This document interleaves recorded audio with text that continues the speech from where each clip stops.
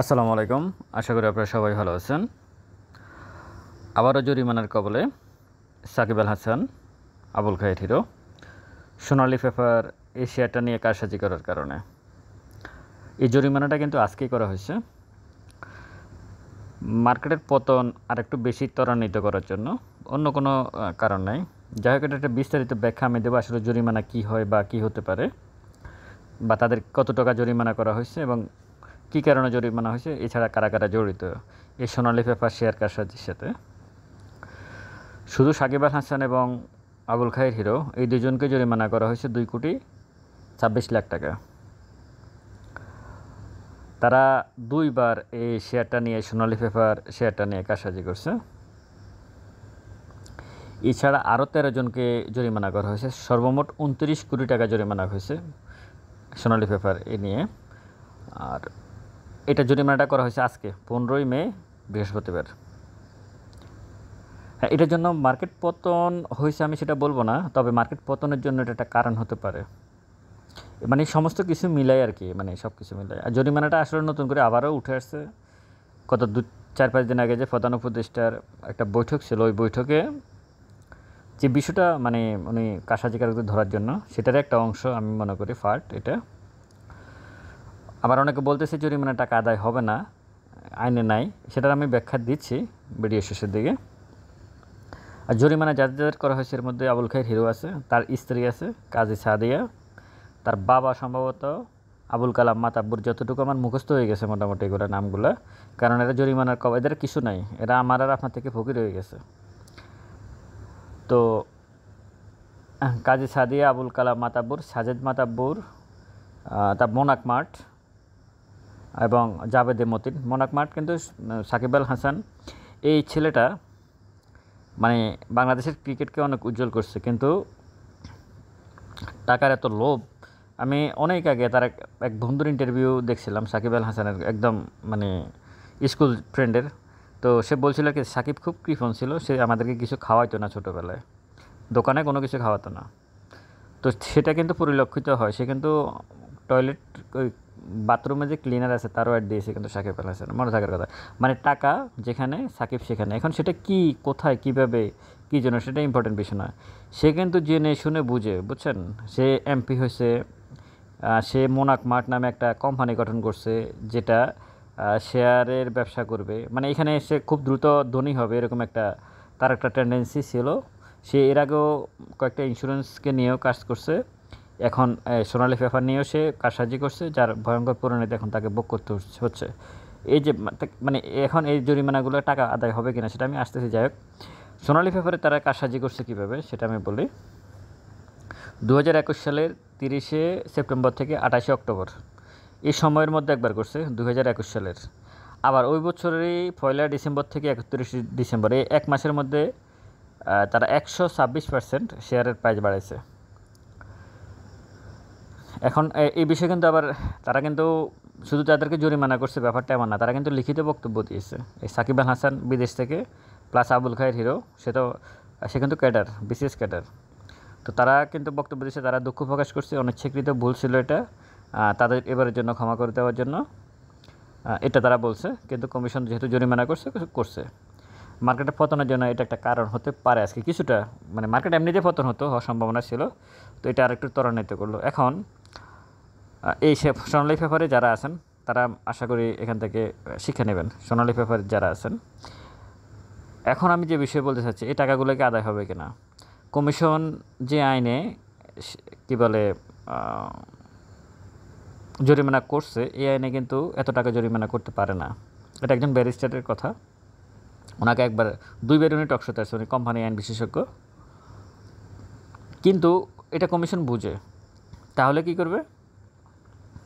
সাকিব আল হাসান, আবুল খায়ের hero যাবে কোথায়? মানে জরিমানাটা বলতে কি ক্যাশ টাকা জরিমানা না, জরিমানা মানে কিন্তু তার বিও অ্যাকাউন্ট কিন্তু বন্ধ। মানে আমার আপনার যে বিও অ্যাকাউন্টে যে শেয়ারগুলো আছে, এগুলো কিন্তু ক্যাশ টাকার মতো, এগুলো বিক্রি করলে টাকা পাওয়া যাবে, এটা কিন্তু ক্যাশ টাকা, বিও অ্যাকাউন্টটা কিন্তু ক্যাশ টাকা। তো এখন কমিশন কি করবে? কমিশনে এই বিও অ্যাকাউন্টগুলো লক করে দেবে, বন্ধ করে দেবে, লেনদেন করতে পারবে না। তার মানে এটা কমিশনের আন্ডারে চলে আসবে। তখন আবুল খায়ের হিরো আর সাকিব আল হাসান কী করবে? কোর্টে যাবে, হাইকোর্টে যাবে। রিট করবে কমিশনের বিরুদ্ধে। এরপর রিটে যদি পায় তখন কমিশন যাবে আপিল বিভাগে। মানে এই যে প্রসেসটা, এই প্রসেসে 10 বছর লেগে যাবে সাকিব আল হাসান আর আবুল খায়ের হিরোকে বের হয়ে আসতে।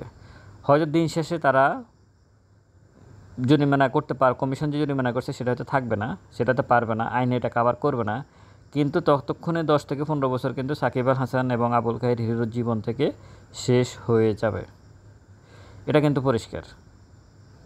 তো সুতরাং এবং সাকিব আল হাসান তো দেশে আসার আর কোনো সুযোগ নেই, তার মানে তার বিয়ে অ্যাকাউন্ট বা যা যা আছে সব এমনিতে মোটামুটি শেষ। সাকিব হাসান কিন্তু এই পর্যন্ত মনে হয় 4-5 বার জরিমানার মুখে পড়ছে এই সরকার আসার পর থেকে। এখন যারা বলতেছেন জরিমানার 1 টাকাও আদায় হবে না টক সত্যি আসে, হ্যাঁ এটা সত্য, আদায় করার কারণ এগুলো হাইকোর্টে, কিন্তু কমিশন এটা বুঝে, কিন্তু কমিশন পুরো জিনিসটাকে লক করে দিচ্ছে আপনার।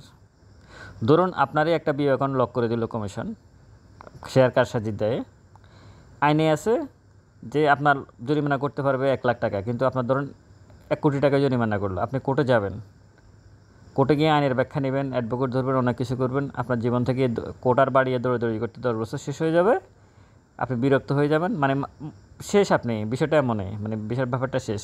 দিনের শেষে 10 বছর পরে গিয়ে হয়তো 1 লাখ টাকা আপনার জরিমানা হবে, বাকিটা আপনি পাবেন, ততক্ষণে কিন্তু আপনার সব কিছু শেষ। তো বিষয়টা এরকমই, এটা কমিশন বুঝে। যাই হোক, এখন এই জরিমানার টাকা এ পর্যন্ত অনেক সরকার হয়তো রাজস্ব খাতে টাকাগুলো নিয়ে যাবে, এটাকে সরকার ইনকামের একটা পথ তৈরি করছে এখন, জরিমানার টাকা মানে এদেরকে জরিমানা করা। তা আমি একটা জিনিস বুঝলাম না, সেটা হচ্ছে এখন এদেরকে জরিমানা করতেছে, এরা শাস্তির আওতায় আসতেছে, ভালো, মানে এটা খুবই ভালো, কারণ কারসাজি করলে শাস্তি পেতে হবে, সেটা ঠিক আছে। এখন কি কারসাজি হচ্ছে না? গত 1 মাস ধরে যে মার্কেট 500 পয়েন্টের মতো পড়ে গেছে, এটা কারসাজি না? এটা কারা করতেছে? কারা এখন শেয়ার ইনসাইডার ট্রেড করে করে নিচের দিকে আসতেছে? ওটা তো শেয়ারের দাম বাড়াইছে, এই জন্য সাকিব আল হাসান আর আবুল খায়ের হিরোর জরিমানা হয়েছে। এখন যে শেয়ারের দাম কমাচ্ছে, এটা কি কারসাজি না? শুধু কি শেয়ারের দাম বাড়ানোটাকেই কারসাজি, না শেয়ারের দাম কমানোটাও কারসাজির অংশ? কমিশনকে এটা বুঝতে হবে। এখন কমিশন এটা বুঝবে না, হয়তো কমিশনের লোকজনে শেয়ার কালেকশন করতেছে নিচে নিয়ে এসে পরিষ্কার। যাদের ব্রেন একটু ভালো আছে তারা নিশ্চয়ই বুঝবেন। তাদের জরিমানা হোক, এদের জরিমানা হোক, ঠিক আছে, কিন্তু এখন যে মার্কেট পড়তেছে, এখন যে শেয়ারের প্রাইস প্রত্যেকের পোর্টফোলিও নাই হয়ে যাচ্ছে, এটার জন্য তো কমিশনের দায়বদ্ধতা আছে।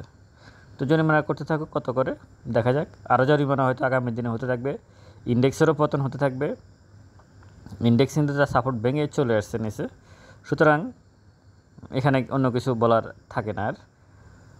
তো সোনালী পেপার শেয়ার কারসাজির জন্য সাকিব আল হাসান এবং আবুল খায়ের হিরো, আপনারা দুজনকে দেখতে পাচ্ছেন, সাকিব আল হাসান এবং আবুল খায়ের হিরো 2,23,00,000 টাকা জরিমানা হলো।